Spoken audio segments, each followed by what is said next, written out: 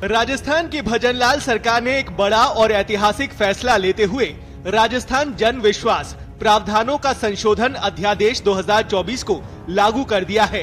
यह अध्यादेश सीधे तौर पर आम जनता और छोटे मोटे कारोबारियों को बड़ी राहत देने वाले हैं। इसका मकसद मामूली उल्लंघनों यानी माइनर ऑफेंसेस और छोटे अपराधों को आपराधिक श्रेणी से बाहर करना है।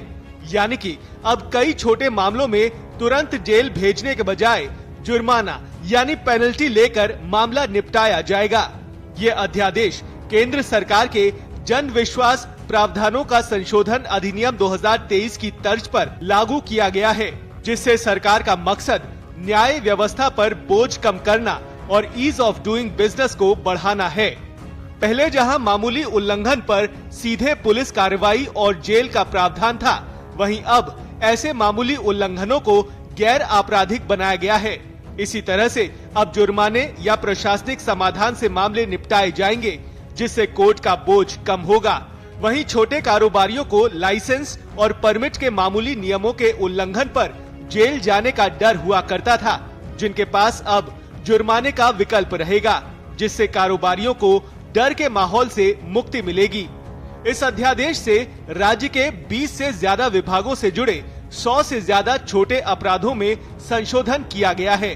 कारोबारियों की बात करें तो छोटे उद्योगों, कारोबारियों और स्टार्टअप्स को अब लाइसेंस या पर्यावरणीय नियमों के मामूली उल्लंघन पर तुरंत कोर्ट कचहरी और जेल के चक्कर नहीं काटने पड़ेंगे।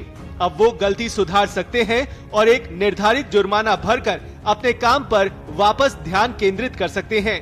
ये कदम खासकर MSME यानी सूक्ष्म, लघु और मध्यम उद्यम के लिए बहुत बड़ी राहत है।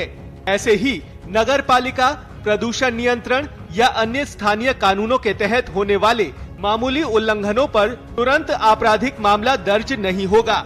ये बदलाव सुनिश्चित करेगा कि मामूली गलतियों की वजह से किसी नागरिक पर हमेशा के लिए अपराधी का ठप्पा न लग जाए। सरकार का ये फैसला आपराधिक न्याय प्रणाली यानी क्रिमिनल जस्टिस सिस्टम में सुधार की दिशा में एक महत्वपूर्ण कदम माना जा रहा है। छोटी गलतियों के मुकदमों से न्यायपालिका का जो समय बर्बाद होता था, वो अब गंभीर अपराधों पर ध्यान केंद्रित करने में काम आएगा। नए प्रावधानों के तहत संबंधित सरकारी विभाग के अधिकारी ही जुर्माने की राशि तय कर सकेंगे और प्रशासनिक स्तर पर ही मामलों को सुलझाया जा सकेगा। इससे त्वरित न्याय मिलने की उम्मीद है। बता दें कि ये अध्यादेश केवल उन उल्लंघनों पर लागू होगा जिन्हें तकनीकी या प्रशासनिक त्रुटि माना जा सकता है। गंभीर अपराध जैसे चोरी, भ्रष्टाचार, धोखाधड़ी या मानव स्वास्थ्य और सुरक्षा को खतरे में डालने वाले अपराधों में कोई बदलाव नहीं किया गया है।